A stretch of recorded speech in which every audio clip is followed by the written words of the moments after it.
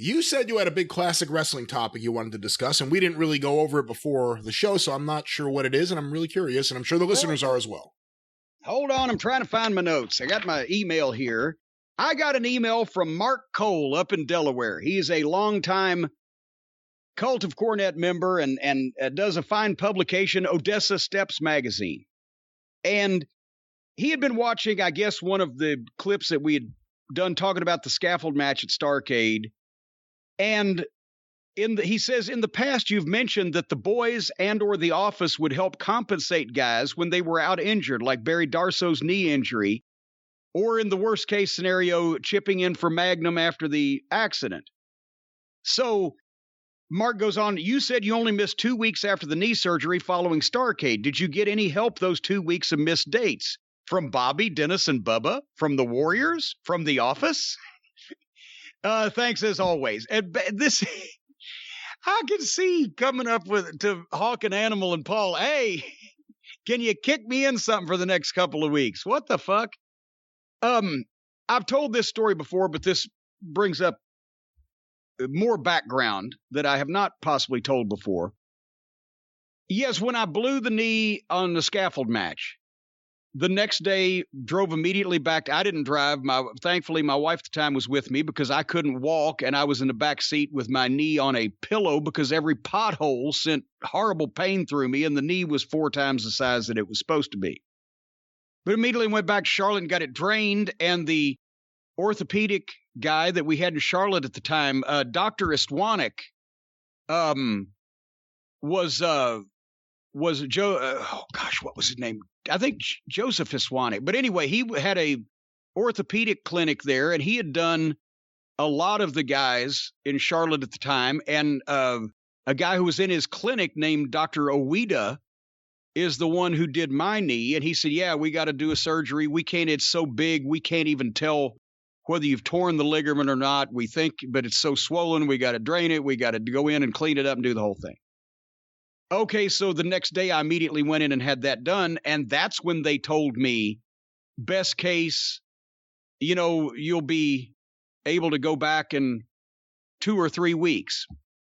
Well, we were only 2 weeks away from the Christmas break, and that's why I mentioned that I went back for the weekend before the Christmas break on crutches. We went to Chicago, the debut at the Rosemont Horizon, Midnight and Road Warriors, Flair and Dusty at a $150,000 house, and taped Atlanta TV that weekend, and I think that was our debut in Minneapolis. No, it wasn't Minneapolis debut that same weekend, but it was a big weekend. We made like $4,000 in 3 days. This was 35 years ago. So, and then I had another period of time during the Christmas break to recuperate. But as far as financially, do you remember me telling this story, Brian, or have I told it with you around? Do you know what I got paid for the 2 weeks that I was off after blowing my knee on the scaffold match? I don't recall what you were paid, no. Zip. Zero. Zilch. The Midnight Express made $7,000 each over the next 2 weeks while I was sitting at home with my knee up in bed. And I would have made the same thing, but since I didn't make any of the towns, I didn't get paid. And I'll tell you more about the insurance we had in a second, but basically the insurance I had a $1,500 deductible, and I missed out on $7,000 over the next 2 weeks, so I got paid $10,000 for the scaffold, and I profited $1,500. Now, if I could bring up, because this is right after Magnum TA's accident, that was a case where the boys did contribute money to Magnum TA, correct? Well, yes. And it's a different scenario altogether. It's a different scenario, and that's where I was going with this. I was only out 2 weeks, right? Now, having said that, it would have been lovely if anybody had thought, hey, like Jimmy Crockett, hey, Cornette just fucking dropped off that scaffold and blew his knee and he's had surgery. Maybe we ought to pay him half pay or whatever for the next couple of weeks that he's out. Honestly, that was the first time that I had ever been injured and had to miss a day in the wrestling business. In Mid-South Wrestling, I had a staph infection once, and I missed like 6 days that year altogether because I was sick. And that was unusual because I missed 5 all at the same time because that's in 84, we had worked 100 days in a row, all of us, everybody on the roster. And a couple of guys came down with mono, and Terry Taylor was out for fucking 6 weeks. Your immune system starts shutting down and shit. And I believe, because I caught mono at Channel 3 in Shreveport where we did interviews, they had an old-fashioned Coke machine that came out with bottles. And I believe that I accidentally drank after Terry Taylor at interviews because I got mono like 3 days later, and they had just found out he had it. And he was out, like I said, for 6 weeks. I took 6 days off and came back and said, fuck it, if I die, I die. When was that in 84? That was September-ish, October-ish. I don't have my book in front of me. Somewhere in the fall of 84. I did promos one Wednesday and then went home and went to bed and showed up at TV the next Tuesday.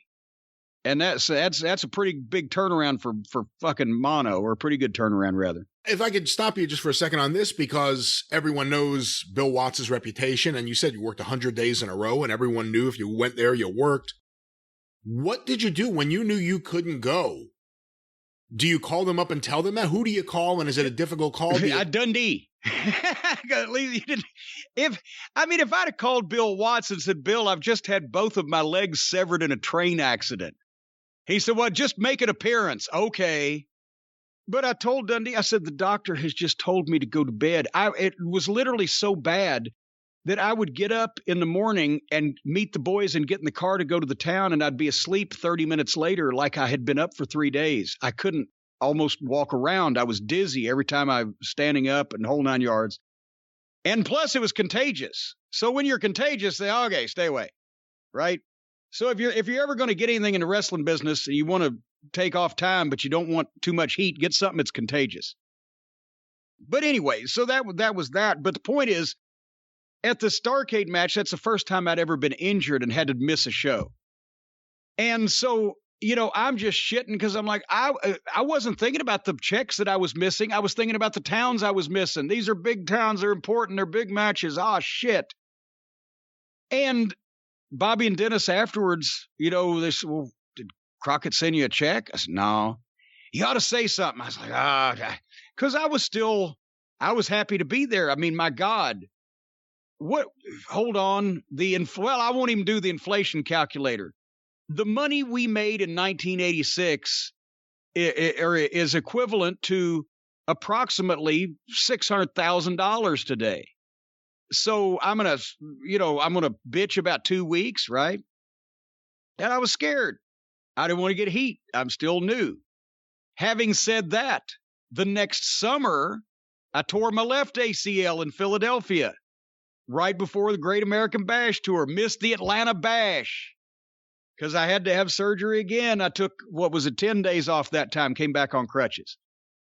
And that time I went to Jimmy Crockett. I said, Jimmy, he said, oh, we'll take care of you. So basically, they gave me, I think, about half of what I would have made to work the towns for that time in person, except a couple of towns were the shit, so I didn't get any payoff at all for those, and I didn't have to go. So it was something. Did you reference the previous time when you talked to him? Did you say? Yes. I said, Jimmy, last year I missed out on 2 weeks of big checks because I was in a hospital and I was at home. I said, here's the same thing again. The bash is coming up. He said, oh, we'll take care of you.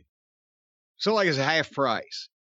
But the point is, Mark was asking about Darso and Magnum, and I've told this story before, but for the new listeners, and just to recap, it was early that year, spring of 86. Darso he'd been going to do a clothesline on a guy off the top rope on Atlanta TV, just a simple diving clothesline off the top, and landed with his leg under him. And the same doctor who did my knee, did his, and said it looked like a hand grenade went off in his knee. He tore everything. And he was out, I'm pretty sure, for about a year. And at the time, he had just gotten married, I think, or he either had a dedicated girlfriend or they just got married. He had just been doing well for Crockett for the last, year, whatever, since he'd come in from Mid-South. And all the guys liked him. And he, didn't have a lot of savings. So we're going to be out of work for a year. And because he had to have the whole ACL reattachment and everything. I didn't have mine reattached. I just had it cleaned out. I didn't have to fucking be 300 pounds and wrestle, right? So he had all the work done. And all the guys that worked for Crockett agreed to chip in, oh God, was it $25 out of each of their checks every week, or was it 50? Whatever. So when you had 25 or 30 guys doing that, and then Crockett agreed to match whatever the total was that the wrestlers chipped in. So for the year, whatever that he was off, that we all did that, he was able to make, what was it, 12, 13, 1400 bucks a week, and, pay his bills and everything. Who organized that? Who spoke up for him? I don't even remember. It's something it came from either the boys or maybe even Dusty. But no, probably the boys, because Crockett said, the boys' suggestion was first, because Crockett then agreed to match it. But I just remember that somebody came around and said, hey, everybody, we're all going to do this, right? And got everybody on board. I don't know who the first person to utter that idea would have been. But so then with Magnum's accident, it was the same thing that happened in October that year. The guys they didn't know whether he'd ever be able to wrestle again, but they knew that suddenly he's got no income. So we did the same thing. And that's why in the Midnight Express book, some of the paycheck receipts or stubs that I had printed says transfers Magnum. And it was $25 or whatever, because that was every week out of everybody's check. They would take that amount of money for Magnum and Crockett would match it. And here's something else that they did in Charlotte. And this goes to show you, again, when Vince McMahon, $1 billion company, or even Tony Khan now or whatever, when they say that you can't make wrestlers employees, they have to be independent contractors. For most promotions, that is correct, as we mentioned, especially in the territory days, but the logistics and the bookkeeping and the expense and everything, except for Vince McMahon and potentially Tony Khan, because he's got the money, he just doesn't have the organization. Most wrestlers should always have been classified independent contractors. But one of the ladies in Crockett's office, on their direction, went out and got a group insurance plan for the boys.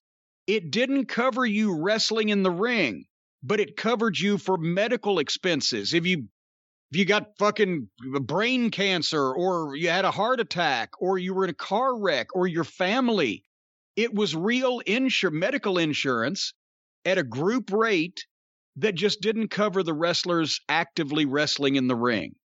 And there's ways around that I'll talk about in a second. It was called Carolina Entertainers because they went to this insurance company and they made the claim that not only do these guys wrestle, but they do these charity shows, they do these fundraising things. You've seen the footage of the Charlotte Babyfaces, Luger and Dusty and all those guys playing the police at a basketball game for charity in Charlotte. Yeah, 88. Yeah, and and personal appearances at car shows and things. So they sold the insurance company that these guys are entertainers and they make personal appearances, they do charity things, so it would cover them and their families if they signed up to the group deal, just not wrestling. So in 1987, for example, when I tore my ACL, I was in the process of kicking Ricky Morton in Philadelphia. So when I reported it to my insurance company, I said I tore my ACL while kicking a ball with a friend rather than kicking a friend in the balls.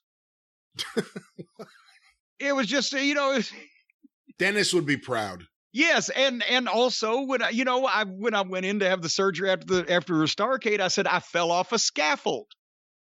I did. I didn't say it was in a wrestling match, and who would have thought to ask? What? Hold on, now stop. When you get admitted to the hospital, I never thought about this before. And they say, "What happened to you?" And you say, "I fell off a scaffold." Mm-hmm. Did anyone say you don't seem like the kind of man that would be on top of a scaffold? Did anyone say anything? No, because I've got a fucking white gown and a goddamn little fucking bonnet on and I'm naked underneath it, and I'm on a gurney being wheeled into surgery. I look like every other schlub. I meant when you were first admitted. When you were admitted. Well, the doctor knew what was going on. They don't care. They're going to get their money from the insurance company. The insurance company wasn't watching television. And the doctor knew what I did. He's worked on all the boys. But anyway. But they could have, like a nurse could have called the cops and said, there's a man, something clearly happened to him, but he's lying. He's making up some story that he fell off a scaffold. They were going to call But somebody the cops. broke his legs. This is insurance fraud. It's not a criminal offense. Anyway. But I mean, this was like 80-something bucks a month for medical insurance back then in this group rate. And that's what Crockett's office did for the boys. You know, I mean, it's not like that turned him into Mother Teresa, but something was done. And the only reason that it wound up was we still had that after Crockett sold to Turner, because the people that were in the group, it wasn't tied to Crockett Promotions. It was that particular group that had bought the insurance. What doomed it was by the time that Crockett sold to Turner, and then Turner a few months later turned a lot of things over, almost everybody in the group was gone, except for me and the Midnight Express and like 2 or 3 other people that had been there from the start. So it fell by the wayside. But at least then you could do something like that.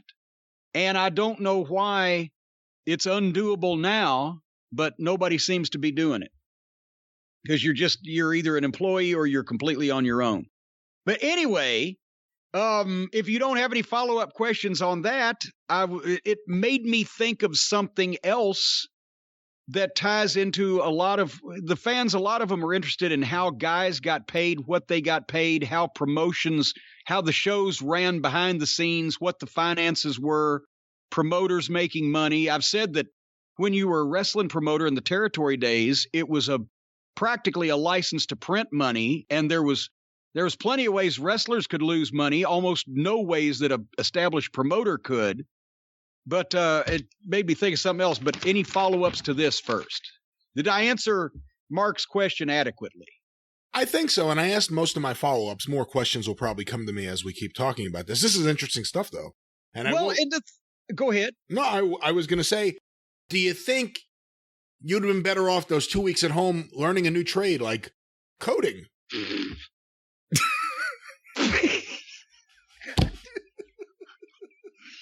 Now we can't even pitch to it without starting to laugh. Folks,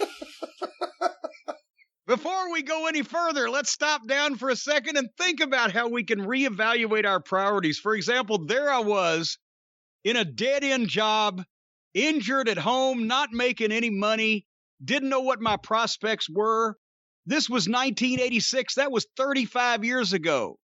Who knew whether I would ever draw another dime from the wrestling industry or not? Maybe when I was laying there in that bed recovering from surgery, I should have thought about a career change at that point when I got stiffed on that $7,000. And I could have saved myself making literally millions of dollars since then. If I'd have changed my career then, I could have saved myself that burden. But folks... Well, you could have made millions more, potentially. Well, I could have made millions more because I would have been in those shadow governments in those third world countries. Oh, not this again. No, there's none of that with coding, with Codecademy. We established that this is not the kind of code that you have to memorize and then eat the paper. No. That is not the kind of code they teach at Codecademy. Also, it is not the kind of code that you use to overthrow governments. That's right. We established that as well, right? Well, for the record, it actually is exactly probably the code. The coding skills that you learn here probably could be applied to overthrowing a government. No, now wait a minute. But it's not like you're directly being taught this, and that really shouldn't be your minds. I can't lie to the listeners. I mean, you took the piss out of me last week, and I was right, folks. Lie about this. If you want to be part of the revolution of code writers around the world that are going to take over governments left and right, and bring people to their knees. If you want to be like the guy that hacked on Sinclair Broadcasting and wiped out all their shit. If you want to be somebody that extorts millions of dollars from people that you've never even met, go to the fine folks at Codecademy. Folks, there's never been a better time to become a programmer, because think of all of those governments out there around the world waiting to fall. Whether you're starting from scratch, looking to advance, or possibly wanting to take over a nice South Sea island, Codecademy can help you reach your coding goals. Learning to code might be the easiest way to change your career, and I know it's definitely one of the easiest ways to conduct ransom from foreign governments. Simply put, Codecademy is the way to learn code online. They not only teach you job-ready coding skills, but also help you build unique projects for your portfolio. You can earn certificates and even prep for technical interviews. You can also establish bugs and what do they call them? Those the worms or the malware. Inside. Don't even encourage that. What do you? Oh, well, no, they don't. They might teach you, but don't tell anybody if they teach you. They do not teach you how to install malware. Oh, well, get qualified for in-demand jobs in as little as 2 months. Even quicker if you've got enough to hang over the guy's head. Learn at your own pace and your own level and choose what to learn or what you want to learn. Refuse to learn things you don't agree with. They'll let you do it all here. You can build websites, analyze data, analyze websites and build data. You can learn coding languages, Python, HTML, Sys, SQL, and JavaScript. Not sure where to begin? I'll begin again. Python, HTML, Sys, SQL, and JavaScript. You can get instant feedback. Remember, some of the feedback is negative, like get off my leg. But other instant feedback could be positive, like more of that on the left. Your code is tested as soon as you submit it. So you always know if you're on the right track, folks. You'll get tools and cheat sheets. You'll get cheat sheets from tools. You'd have to be a real tool to give somebody a cheat sheet. And you can get help from other learners in the forum or connect with people near you, like-minded people in your local Codecademy chapter.